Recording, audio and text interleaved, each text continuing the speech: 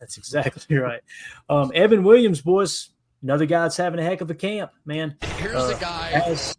Baz tweeted this out, and it came from Chase.Nits on IG. Evan Williams, INT versus or in 11 versus 11, right? So 11-11's got a pick here. Good Lord, the push up front from Warren Brinson likely would end in a sack. But let's watch the interception from this angle here. Key in on the pass rush up front, too, if we catch the whole play. Let's watch Brinson. He's probably working right there in the middle, I would imagine. Let's see the push up front. Oh, yes, sir. Oh, yeah, that would have been a sack. And look at Evan covering that ground, man. Again, look at all that space he covers there. He's single high there, right? He's going to look great on Saturday when we're resting McKinney, and we get to see a lot of this. Put him at post safety, right? Yeah, let's go. I like it. We got another angle of it, too, that might be even better here. Yeah, this is a little bit better. As Ryan Clark, of all people, former Pittsburgh Steeler, right? Not one of my favorite. We remember Ryan Clark. I'm sure he remembers the Super Bowl. I'm sure he does. So here is a better angle of that interception, and just look. It looks like Keyshawn gets beat, right? But Keyshawn actually catches up the play. Keyshawn would have knocked this ball down. That's what's beautiful about this. He rebounds, but look at Evan out of nowhere, man. Yep. Great point, too, because it does look like he's getting cooked, but he's not. He's got that closing speed. You got to think he'd get there for a PBU or something, but what a play by Williams. I was going to say, it looked like he was jogging. He was just kind of like matching him, and the dude started taking off. He's like, oh, game time. All right. Yeah. Yep. And you see the way his hips are flipped. To me, this looks like it was cover one man, and you've got our boy Evan Williams just, inside. So you're going to play outside leverage and carry the dude up the field. Yeah, and that's what Key's doing. Key's saying, all right, I'm ready to cover this corner route as soon as they decide to throw it, right? Or if they break down on an out or a hit. But if they hit a dig, right, or they hit a dig or a crosser, Key, you got to close on it. Then you're chasing the dude down, make a tackle, but your help is always inside there. And that's exactly what he did. Was he made them throw the ball a little more inside than they wanted to. They thought they could thread the needle. Warren Brinson with the pressure. What do we always say? Pressure pick, coverage sack. That's a pressure pick right there. Brinson getting in the face, and Evan Williams, boys. I think Evan Williams might be we might look up a couple of years and go, we get us an all-pro safety. Mm-hmm. Yes, sir. Yeah.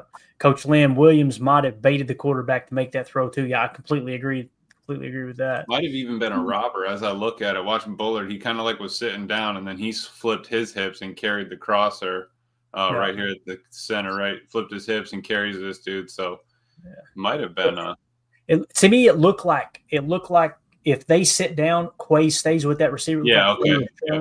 So he passed it off, and now he becomes. I like that Hafley has that in the system though, because I'm pretty sure we saw that in a preseason game too. The pass off, or it was when the Jets went down. I remember they passed off a crosser in man. I like that we have that communication. If it's not working for you per game, sure, cancel it. But you need to have that as an option because you're not. Sometimes you don't have the speed to keep up with them. Pass, and go. Yeah, definitely. Yeah, it's that's something that we noticed last year on the tape too with Hafley's scheme is passing off. One particular clip, Jair tried to pass a one receiver, meaning an outside receiver that ran a shallow. He tried to pass it off to Quay, and Quay already had his hands full with the two. And it's like, Ja, that's not how that defense is supposed to work. Ja just decided, I'm not going to cover my guy this play. Y'all take him. And he's just sitting over there with nobody. So, yeah, there's something baked into that scheme, though, where if someone's playing robber, meaning the safety's playing that underneath zone in a cover one man, that if they cross the face, now it becomes man. And the guy who was manned up on that side, in this case was Quay, he becomes the hole. And now Javon Bullard matches up man. So there's a lot of different keys there. And that can really be confusing, especially for young quarterbacks for sure. So Evan Williams obviously showing up, and then here at the end, it's just a quick little clip. Yeah, nothing there. I'll just mention it. Bill Huber put a tweet out that said training camp ends with Enigbare's sack to end backups 2-minute drill. So obviously Enigbare with a sack. Tim, I've been very vocal. I want Brenton Cox Jr. to get more reps than Enigbare. Enigbare's had a pretty good preseason. It seems like every day there's something happening in camp that he's flashing a little bit. That's a good problem to have if you can't decide which guy you want to give the reps to. You know what I mean? Because I kind of felt like we'd come into this season and Brenton Cox Jr. would run away with that number 3 edge rusher position. I agree. And that's not a knock on Brenton Cox Jr. because he's had a good camp as well. So if anything, it says something about Kingsley Enagbare and his grind and his mindset going into this year. He's not going to give up those reps easily, and he's maximizing everyone that he gets so far. So I agree. Good problem to have, right? Yep. Shout out to Brenton Cox Jr. too, guys. He signed the towel today. Awesome. We got it signed at camp. So thanks for stopping. Possum in a dumpster. Oh, no doubt about it. And I just want to give a shout out to NFL game streaming on NFL HD, com. Boy, they are relentless tonight. Jeez, oh Pete, that says com, right? Am I looking at that right? The com got me, dude. Like, remember when we banned .com to keep that's this? Why I got you. We got to add that to the banned words now. Now tomorrow it'll be -com. Yeah, you know what I mean. So anyway, man, sit your butt outside. Yeah, as Blake B said, whoever's running that account could be a crackhead. You know what I'm saying? That's no doubt about it, man. They acting like Be a crackhead. They got hold to the wrong stuff. Got that right. All right, next clip here. You guys ready to get into some drama before we wrap this Big Bear up? Get ready to go. Let's see if I can get this thing queued up and ready to go here. So, as you guys may or may not have heard, there was a fight today, and imagine that our boy Basariski Productions was right in the mix here. He had got someone to get the proper footage. Hopefully, y'all can see this okay. I'm going to give y'all a little preview of what you're going to see. So you see they're kind of mixed up here, right? Okay. Kind of bunched up and things are getting heated. Nothing. You're going to notice they're kind of in the Packers huddle. Look where the quarterback is. So their defense is hanging out in the Packers huddle. All right. Somebody comes through and gets aggressive, and the nicest man on this football team, Zach Tom, sees it. And this guy throws a punch at 3 different Seahawks in about 2 seconds. This is stuff that will make Big Cornbread proud from the Redneck Brawl. For those of you who don't know, Big Cornbread was a beautiful lady who was how tall was she, do you think, Emilio? What was her fighting height and weight? If you had 5'4", probably 5'5", maybe. She was north of Travis Glover's weight. I mean, she was. Yeah. And she was throwing bombs, was she not? Oh, she was throwing haymakers. Yeah. So here comes Big Cornbread out of left field. Get ready for this. Watch Zach Tom slide in. We'll go slow motion here in a minute. I pull a red rocket here, Clay, and just start swinging. Yeah. So you'll notice right here's where it gets chippy. Now watch Zach Tom. Zach Tom getting a peek right now. You see him right here? He's like, come on now. That's Clay at the buffet. Got the little lean coming. Oh, yeah. Like, are they bringing out the prime rib yet? Yeah, there's the prime rib. What's that? 1919 saying, is that my elk stroganoff? So Tom's just hanging out. Now a big boy's coming back to the huddle. Keep in mind, they're huddled up for their play. And all these Seahawk defenders are in their huddle. And now somebody else is coming to the party. Zach Tom says, let me clear this out like Dalton from Roadhouse. Watch this. There's one for you. There's one for you. And there's one for you. Got you. 3 punches, 3 different players. Zach Tom out there just letting them fly. Oh, rip that dude to the ground. I can't begin to tell you how much I love this, man. Like, Zach Tom, of all the people, right? And that's the other thing, too. If you'll notice here, there's going to be a body come flying in at the last second right here. That's Tucker Kraft.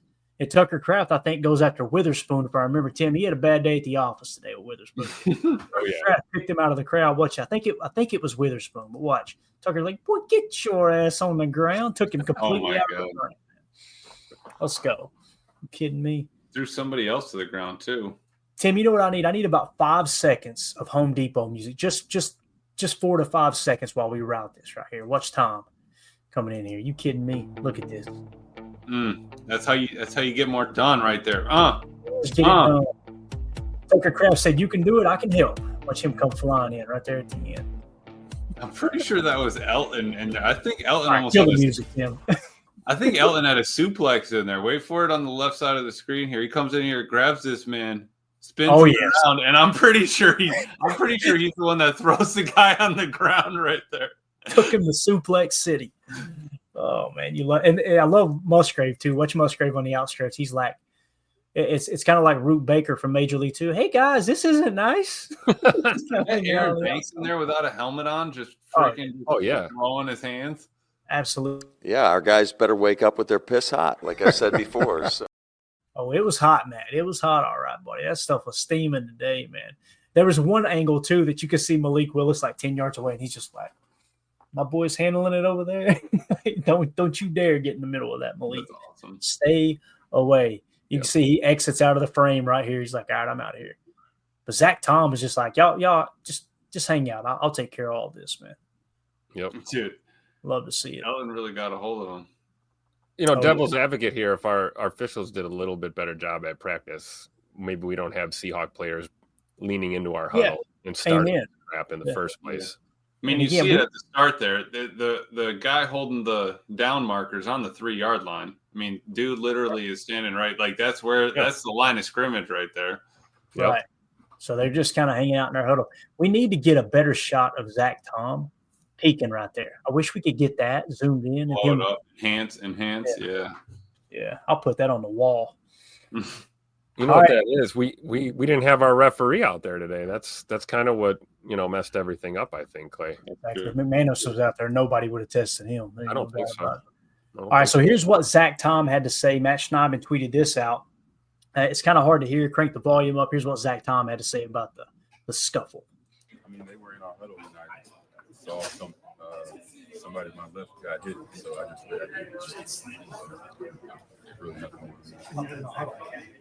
We were in our huddle, and they were in our huddle. So somebody pushed one of your guys? Yeah, I'm not sure who he pushed, but I saw him jump over the top of somebody and hit one of our guys. So I just reacted that way. Not sure. I mean, they were. I just reacted, aka I just took the damn trash out. That's what I did. You know what I mean? That's all that was. So love it. I don't know, boys. You love to see it, man. You absolutely love to see it for sure. So, any other comments on the fight there? You're fighting for your team. You need to see it. You kind of heard it in Jordan's presser there. Obviously, you don't want to see fights. It slows down practice. You don't get as much work in. It sets it back, all that stuff. But you see the fire in your teammates. You see your boys protecting each other. That's really what it's about. That's your family. That's your huddle. Stay away. You're all about it at that point. You guys keep talking for a minute, and I appreciate y'all swatting away the bots here. Y'all are awesome for that. Y'all are working. Yeah. I'm gonna go see if I can find this. Read that comment, and I'll see if I can find it real quick on X. Aaron Rodgers, not the Aaron Rodgers, our Aaron Rodgers said Kay Adams talked to Jacobs and Kenny about the fights. Yeah, I saw Kay had a tweet today saying it was one of the worst she's ever seen. Really? Yeah. And guys, there were more than one. I mean, this didn't just happen out of the blue. There were little skirmishes kind of all over the field prior to this. I think things finally boiled over, Definitely. I know there was a second video I had tweeted out or retweeted out, and I just didn't take the time to put it in here. It was just basically the same thing, just a different angle. Tim, if you'll give me a screen grab of Josh Jacobs. We don't have that anymore, do we? Yeah, we do. You mean him putting Tyrann Mathieu into a retirement home? Yeah, absolutely. He really did put him in the retirement home. All right, so here was Josh Jacobs on the fight on Kay Adams. I wish you could see his face too. He's grinning like a possum in a dumpster here, man. Here we go. Let's hear it. Obviously, there's no room for fighting on this team. We know how Coach feels about that, the sort of system he runs when he wants the poise and the self-control. But once it happens, I did see Tucker Kraft really getting in there, swim moves, all that. What does that say about him? I mean, I've seen a lot of the guys getting in, but especially Tucker. I mean, at the end of the day, we don't start the fight and guys clear the sidelines. Like, you got to defend your brother. I mean, I would be more upset with our team if we didn't come and back our guys up. I'm not necessarily can't fight, but at least be there. So, I mean, it just shows what kind of a dog he is. I know one time I looked up and he was like surrounded by like 6 people. I'm like, man, it's getting a little chippy, but it is Today or was another time? Oh no, today. Oh, today I know. By the end of it, he had like 9 guys on him. I thought I was watching like a Marvel movie. It was unbelievable, but no fighting. We do not condone that here at the Packers storied organization. Nor do we on PTA. I just want to be very clear there. Okay, no fighting. I know some people think because we attend Redneck Brawls on this particular program that we condone fighting, but those were legal, sanctioned matchups. All right, so you pull it out, Tim. Thank you, buddy. Got a couple more things I want to hit on before we wrap up. We won't go too long tonight. We got Jacob joining us now. Jacob, you got anything you want to add? Have you been able to keep up with training camp today, man? Anything you want to add that we talked about, maybe? I think I came in at the perfect time. I just was super proud of Tuck Norris. That's my guy. Absolutely love the fact that he's got his brother's backs and that he's willing to throw down at any moment's notice. Reminds me of me in my younger years, you know? Yeah. Yeah, but you do that now, you might do that, you're going to get your ass kicked. And then that would happen. Yes, that's correct, Tim. We're getting older. Yep. J. Cole says Royal Rumble. This is my favorite, though. Bates says, I'm about to elbow drop my neighbor's Pomeranian. Out here after us, but you got to be careful with comments like that. My goodness. Oh, look, there you go. That's what you needed was Nacho Libre. They don't listen. They don't want Sean Ryan in there. No. Based off what I've heard from the beat reporters, the beat writers and everything, they're like, this dude's mouth, it's F-bomb, F-bomb, F-bomb, F-bomb. Man. Like you look at Sean Ryan, you see that picture, pull that picture up one more time, Tim. You think, oh, yeah, this guy's a friendly, loving dude. No, that's the guy that's going to, he's going to snap 2 necks and pull out a switchblade. You know what I'm saying? That's what's going on out there. And if you guys, there was an article or a video I remember watching last year about, was it a watch or something that I think his grandfather gave him, and his grandfather was a Vietnam vet or something. Go check. I mean, Oh, that's right. I think it was like a cigarette lighter or something. It was a lighter. Yeah. Sean Ryan, he ticks a little different. That's one of those dudes that honestly, if he goes out and he performs this year and he shows that he provides stability to the offensive line like I think he did last year at right guard and proves a little value, I would be okay with bringing him back on a 2 to 3 year deal. You want those type of guys in your locker room too, for sure. So at least until Emilio gets his buddy back. Okay, first of all, Emilio, how did you change the profile pic to the group chat to the pirate? How did you do that? Because I got skills. I hate you. Emilio's like one of those anonymous hackers. You know that group Anonymous or whatever. You know, they just just choose to hack into everything. That's once we change it to a football, Jacob, I was like, it's over. It's going to the pirate picture for sure. We'll probably change it out. Throughout the year, but for right now, pirate Jacob. Yeah, and Aaron Rodgers here in the chat says Jacob late when Kay Adams is in Green Bay. Coincidence? Bro, I wouldn't even be on the pod if that was the case. Come on. All right, I think we're about done here this evening. Kidding me? Hey, so we could go a different angle here real quick before we wrap up. Did you guys hear Jerry Jones on with Michael Irvin earlier today talking about Micah Parsons? No. We covered all our Packers. Do y'all got anything else you want to add to Packers camp before we move on to this? Because I do want to hit on this. Anything at all? They're just ready to play a regular season game. I just want to say, for the record, I really like Kay Adams. Just want to confirm those comments. Get out of here. All right. Don't worry, nobody's listening anyway. It was reported that Jerry Jones made an offer to Micah Parsons' agent, and Micah Parsons' agent told him, quote, stick it up your you know what. Okay. Mulligetta? Yeah, I'm pretty sure it was Mulligetta or somebody from that office, right? I seen those tweets rolling in. Now, you guys do your own fact checking there, right? But I seen that light up the timeline. And that kind of makes sense where Adam Schefter comes out 2 days ago and says they're definitely headed towards divorce, right? Like disrespect has already occurred. Well, here was Jerry Jones talking to Michael Irvin. Tim, you're going to have to give me a screen grab if you don't care. And I think this is on Michael Irvin's podcast. About a minute 40 left here, okay? And this was tweeted out by John Machota, if I'm saying that right. And, he just kind of gives his side of the story. Let's see what Jerry had to say here. It's so fitting. McManus is going to throw a flag if Jerry's out of line here. But here's again, why am I bringing this up? It's a Packers podcast. There was a lot of people like, we need to go get Micah Parsons. We need to go get Micah Parsons. Yes, he's a great player, but guys, he has pissed off teammates in the past with the podcast and making comments about teammates. He's obviously disrespected the owner, which probably not hard to do. Jerry Jones isn't it's not like Jerry Jones isn't a toxic person too, right? So I don't want to paint the picture like Jerry Jones is this big victim. That's not the case whatsoever. However, when you bring a big personality on like that, things like this are going to happen. Let's see what Jerry had to say and just enjoy the Southern draw here. The world would know that I want Micah if they knew what I had offered him, and he knows what I offered him. So the world would know that I want Micah to play on the team and that I respect him for what he can bring to the team. And now, as it turns out in this particular case, you say, well, what happens? Well, what happens is that we have a contract, and there's this year remaining under the contract. And then in the NFL, I get at our volition to extend that contract another year. We'll pay him like a franchise and another one after that. So we really got 3 years to work this thing out.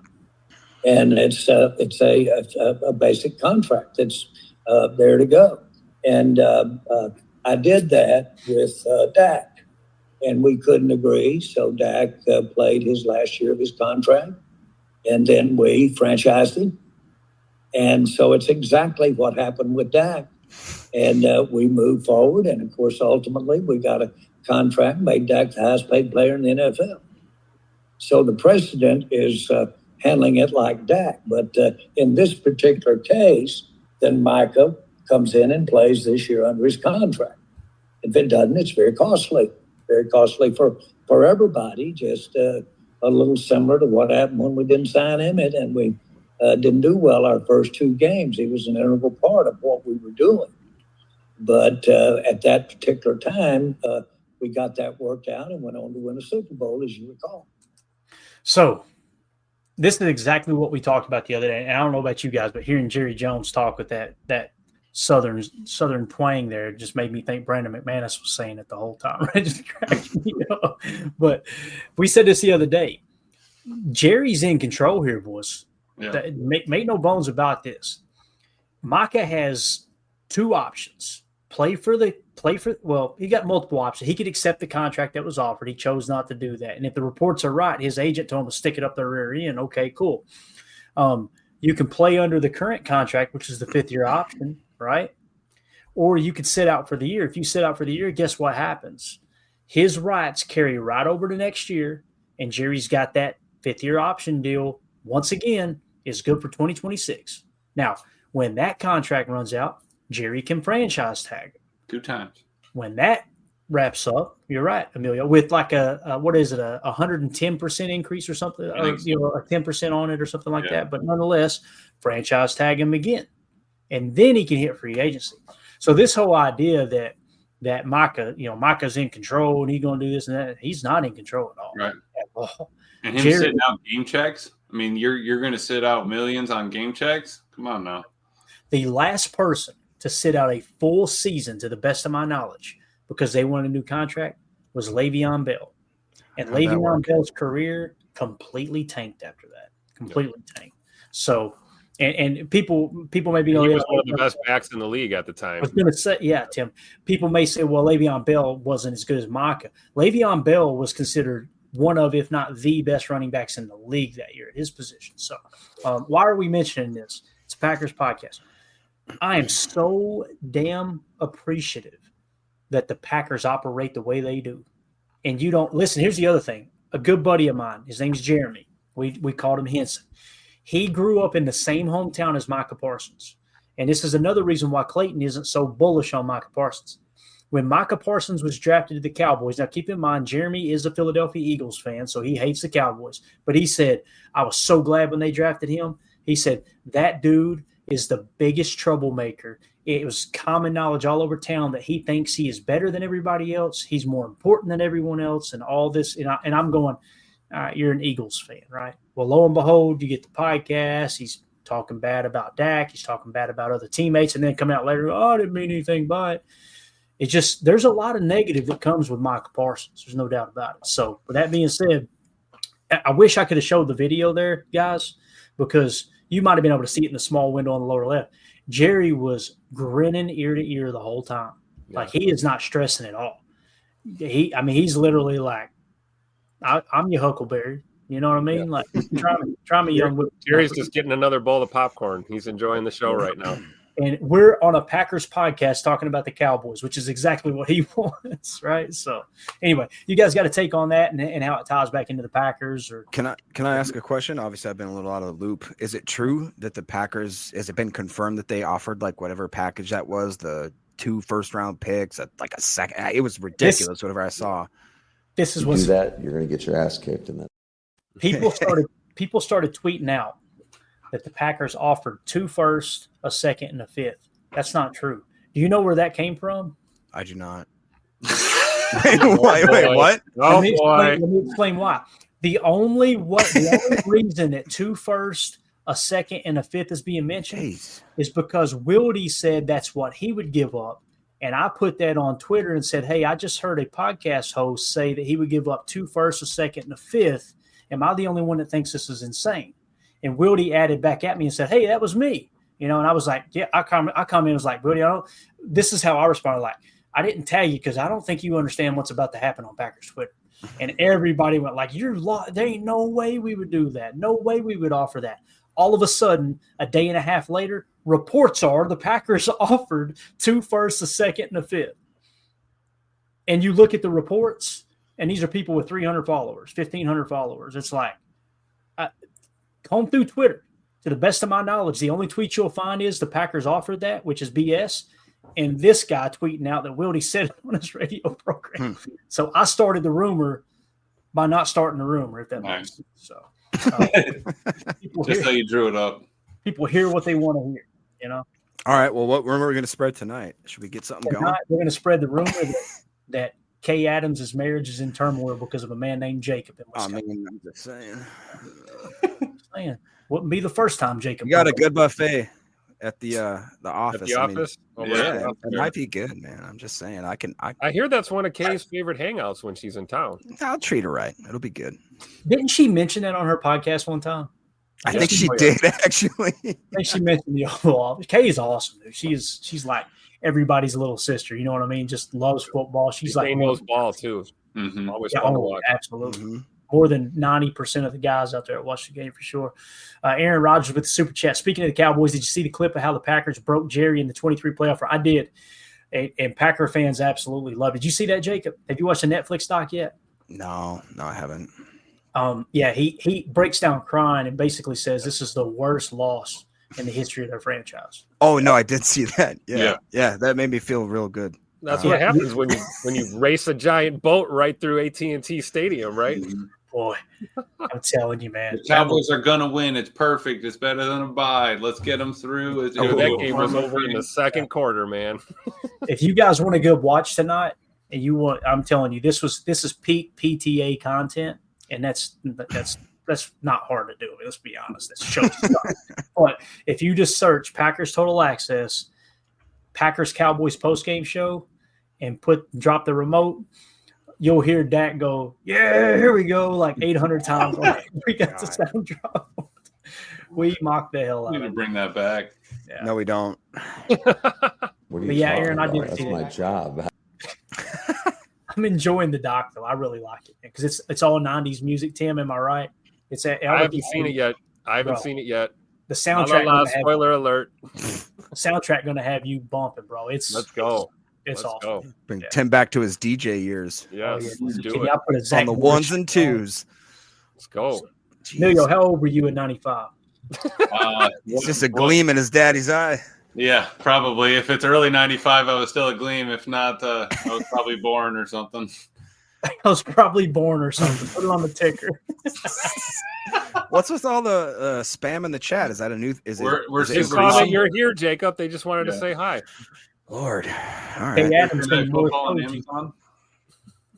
Say what? Is there a game tonight? There must be. I was thinking that too. There's 3 games tonight, so that's why. Yeah.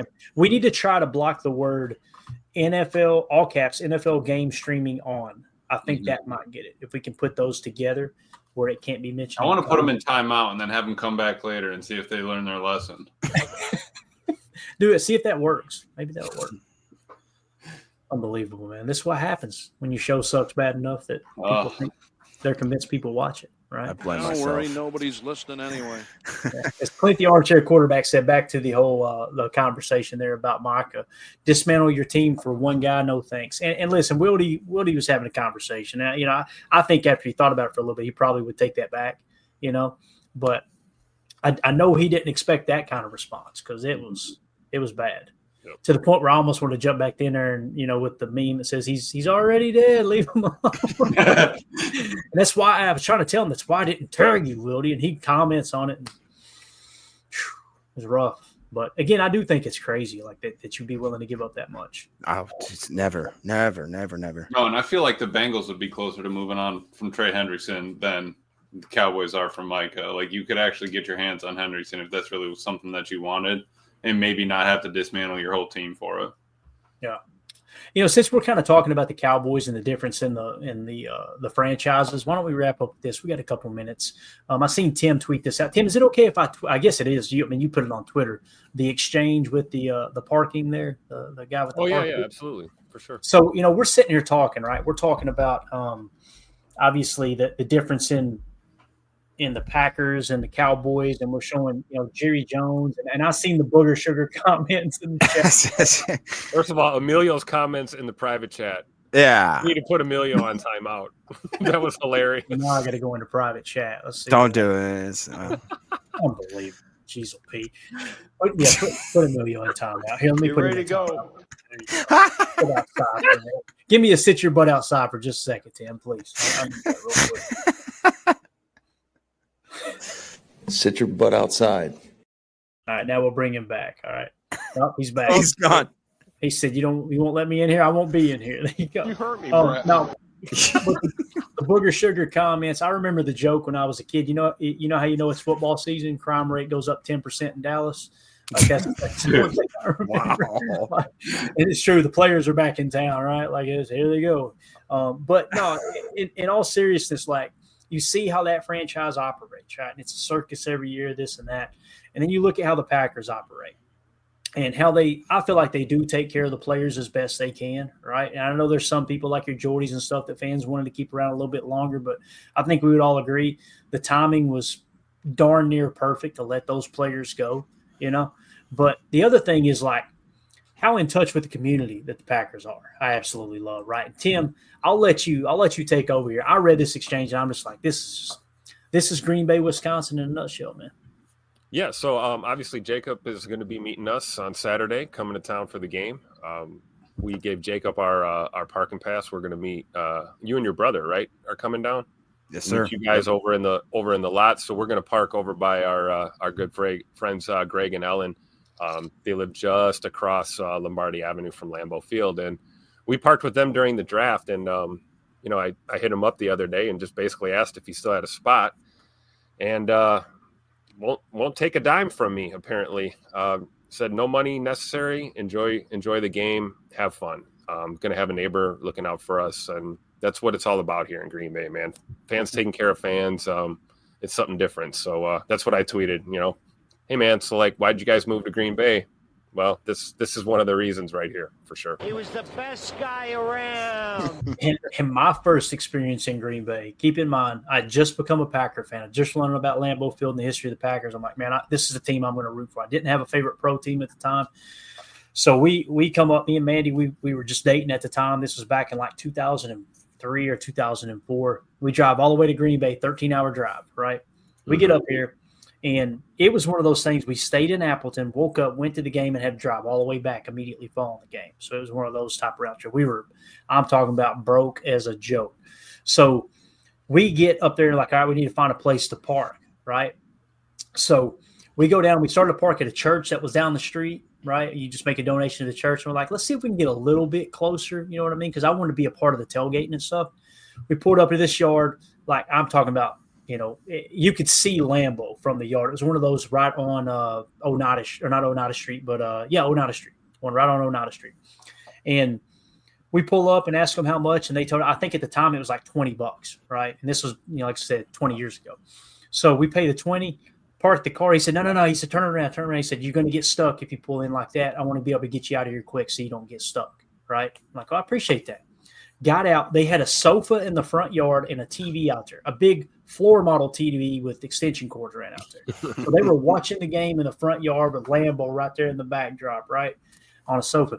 And they told us, they said, hey, if you need to use the restroom, the door will be unlocked all day long. Feel free to use the restroom as you're out and about out here tailgating. I'm just like, I looked at Mandy. I was like, what is this place? This is unbelievable. Like, don't get me wrong, we leave our doors unlocked. I wish a mother would. You know what I mean? Like, that's just me personally.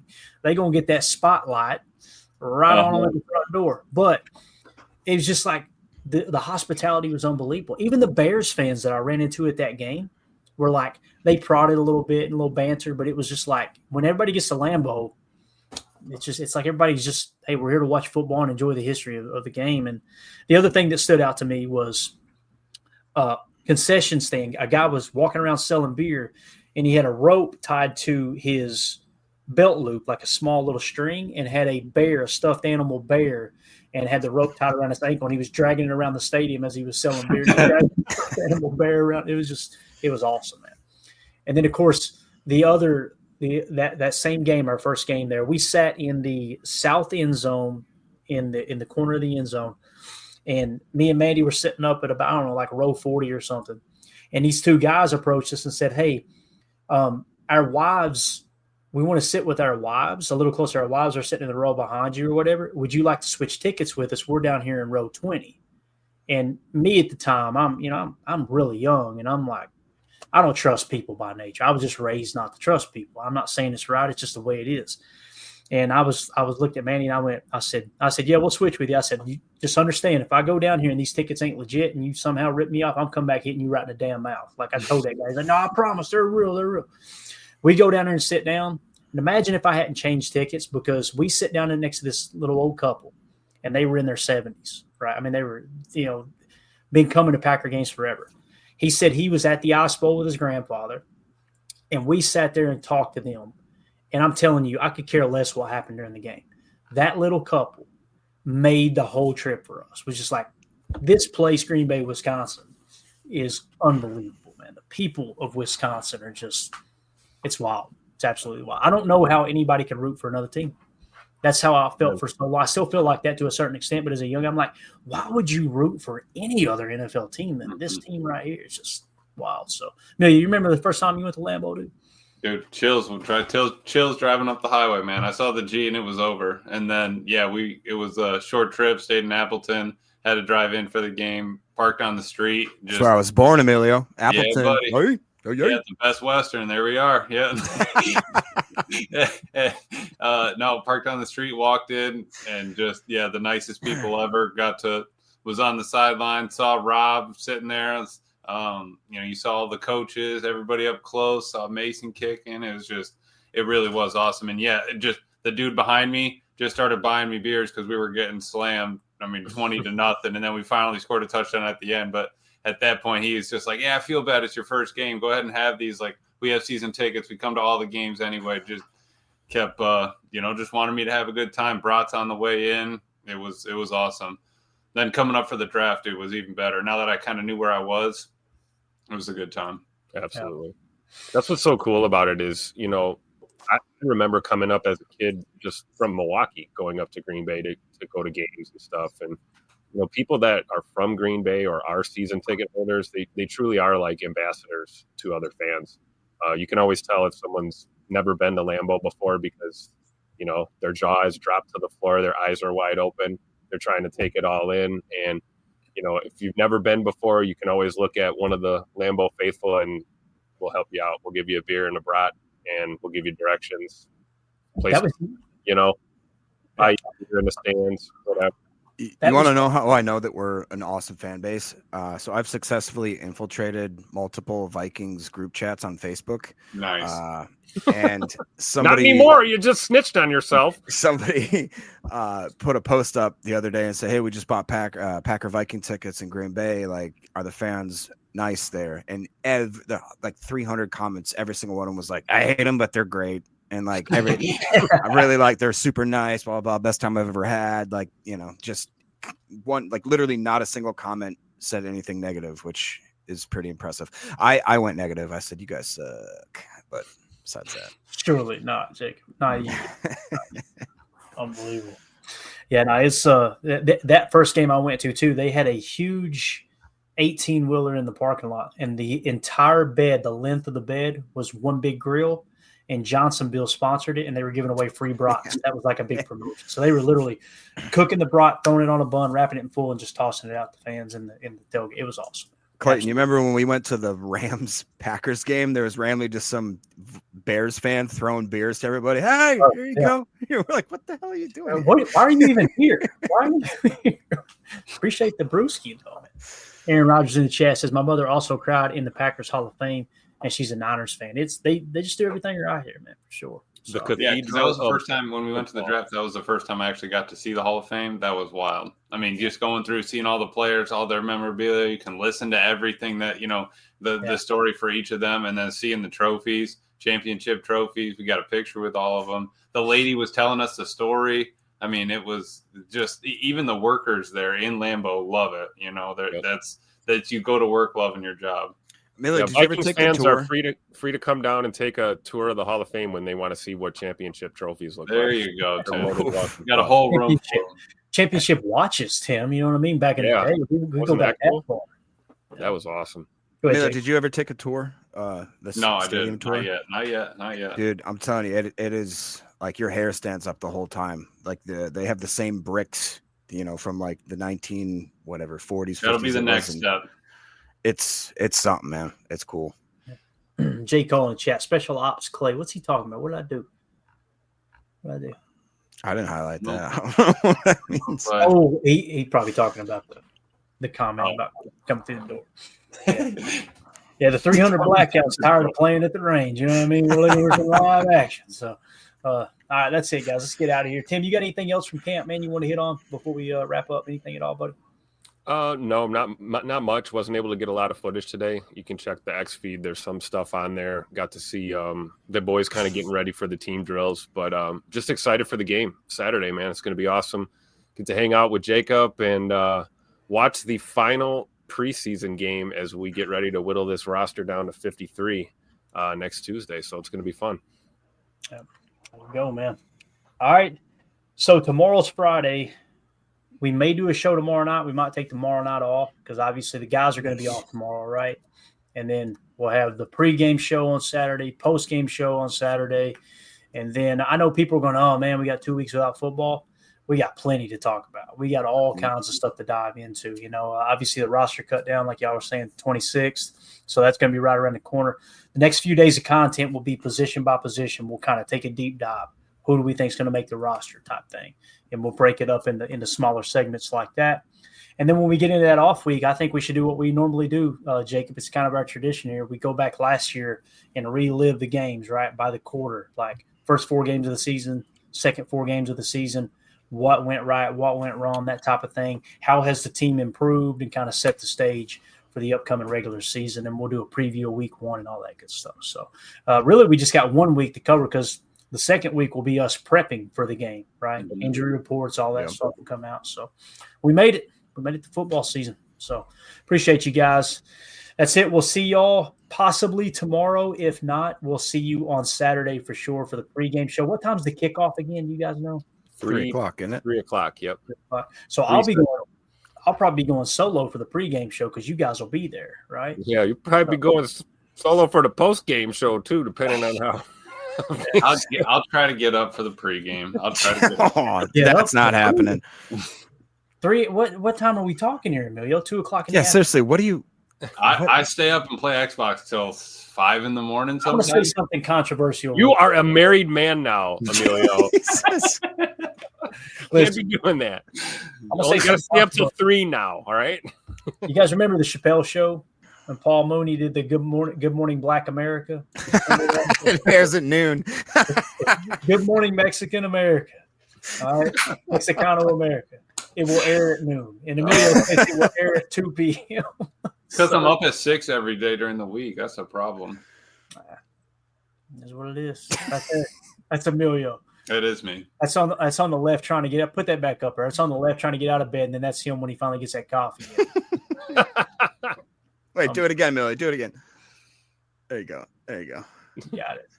This show sucks. We're out here. Everybody, thank y'all for putting up with us. We appreciate you. Aaron, thank you for the super chat, buddy. Also, shout out to everybody in the Patreon group, all the new members. It's blowing up. Really, really appreciate the support we got. We got to get information on the fantasy leagues, okay, Jacob? And also we'll get with Andrew. I'm thinking it might be worth it. It won't interfere with this show, but if we can have a separate live draft show, that would be really cool. Just to kind of do a live draft coverage as you guys are doing your fantasy draft for the first league. You know what I mean? Yeah, first league is drafting August 30th, which happens to be my birthday, and it's at around 7:00. So 7:00. Yep. So maybe we'll just tie it into the show and show a little coverage, like while you're running the draft, we could talk Packers, and then maybe just kind of Nacho Emilio. The sombrero, yeah, buddy. Nacho. All right, that's it. We're out of here. Thank y'all. Have a good night. Bye. Here we go. We're out. Bye, guys.